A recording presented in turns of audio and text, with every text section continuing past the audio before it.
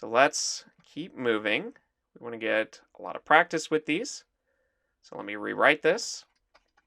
We have p of x is 2x cubed minus x squared minus 8x plus 4. And we need to factor it. And when you see a cubic, there's a couple different methods that we can use.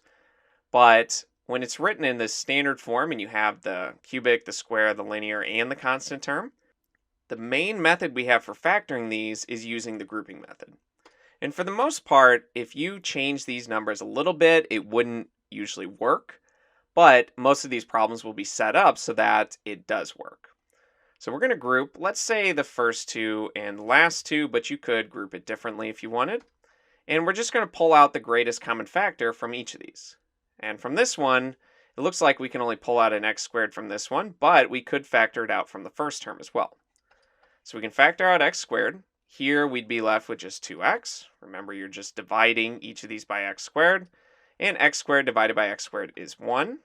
And of course, you can remultiply just to make sure this is true.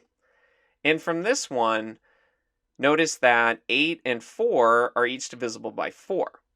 But you want to pull out a negative 4 here. And the reason for that is that this first term here, this minus 8x, you want it to be positive because you want the same expression in both of these for the grouping method to work. So if you don't pull out the negative, then you would end up with 2x and minus 2x plus 1 here, which is not the same as this one. And so you would have to, from here, factor out a negative so that you can make it the same. So if we do it all in one step, we can factor out a negative 4, and then we're left with 2x here and minus 1 here. We're just dividing each of these by negative 4. And when we do that, you get the same expression in each set of parentheses. And now each of these terms, this is all one term, and this is all one term. Remember, terms are separated with with addition and subtraction. But if you have multiplication combining two different expressions, then that is all one term. So from these two terms, they each share this 2x minus 1 in common, which you can factor out. And when you pull out the 2x minus 1, from here, you're left with an x squared, and from here, you're left with minus 4. So we factored this polynomial into this product of two binomials, but this one, you might notice, can actually be factored further. So from here, this is a difference of two squares. Remember that formula, a squared minus b squared is a minus b times a plus b. Where in our case, a is x and b, this term right here, b would be 2, since 4 is really just 2 squared. So when we rewrite this, we have 2x minus 1 times x squared minus 2 squared. And once you identify what is squared in each of these, then you can just apply this formula. So I'll rewrite the 2x minus 1. And for this one, it's always going to be the first one minus the second one. When we factor it, we're going to ignore the squares. And then multiplied by the first one plus the second one, x plus 2. And when you check this and remultiply it out, those middle terms, when you do distribution, those middle terms will cancel out. You get x squared, and then plus 2x, and then minus 2x, and then minus 4. So the 2x and minus 2x will cancel, and that's how you end up with just these two terms where you have the x squared and the constant.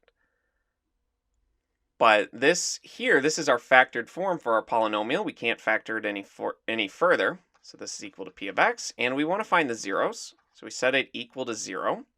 And we'll again just use our zero product property. And you can see that when this one is 0, we can plug in 2 there.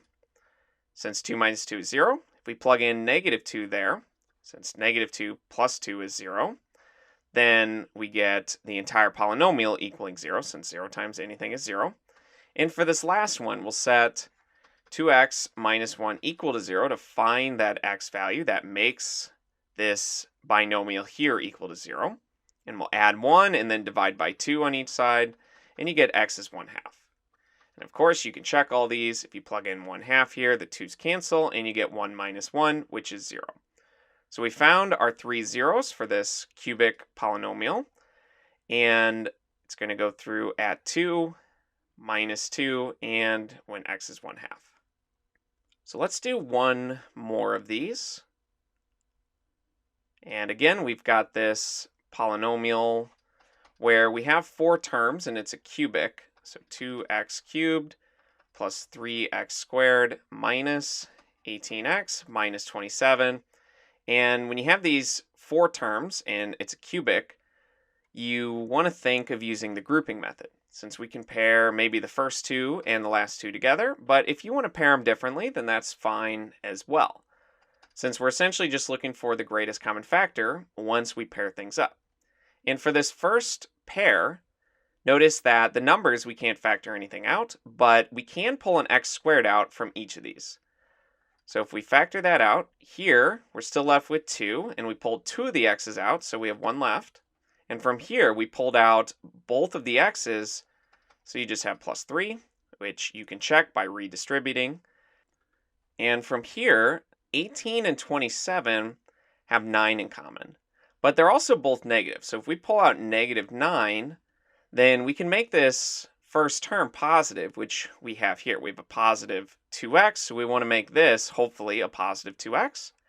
And when you divide minus 18 by negative 9, it is 2, and we would still have the x. And dividing minus 27 by negative 9, we would get plus 3. So now we found the same expression in each of these when we pulled out the common factor. And each of these terms now, this term and this term, share the 2x plus 3 in common. So we can factor that out. We have 2x plus 3. And from this one, we're left with an x squared. And from this one, we're left with a minus 9, which you can notice this is, again, a difference of 2 squares. So we have 2x plus 3, and I'll rewrite it as x squared minus 3 squared. And actually, let me redo that. We have the square on the inside. And when factoring a difference of 2 squares, so I'll rewrite the 2x plus 3, it's always going to be the first number that's squared minus the second number that's squared. But we're ignoring the squares now because we're factoring it. And then it'll be the first one plus the second one. And this always happens when you have 2 squares and you're subtracting one from the other.